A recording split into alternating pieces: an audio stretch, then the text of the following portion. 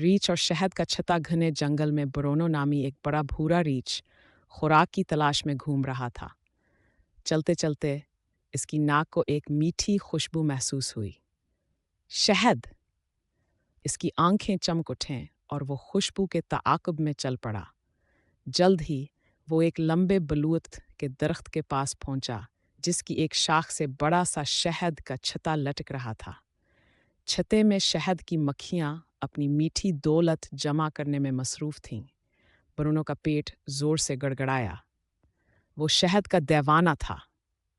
बगैर सोचे समझे वह अपने पिछले पैरों पर खड़ा हुआ और पंजा मार छत्ते का एक हिस्सा तोड़ दिया। सुनहरे शहदास के पंजे पर टपकने लगा। लेकिन जिसे हयास ने चुकने की कोशिश की, एक जोरदार भंभनाहट सुनाई दी। गुस्से से भरे शहद की मक्खियां उस पर हमला आवर हो गईं।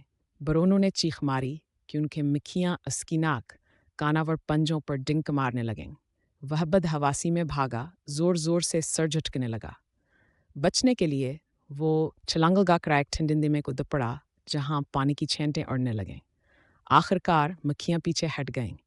गेला और थकाहारा ब्रोनो किनारे पर बैठकर बड़बड़ाया, ये तो बड़ा हुआ। अगले दिन वह दोबारा दरख्त के पास आया, मगर इस बार चिपक चापक बैठकर मक्खियों को देखता रहा। इसने छत्ते को हाथ ने लगाया।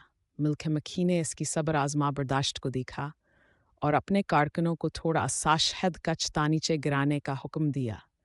ब्रोनो खुश होकर शहद चखने लगा।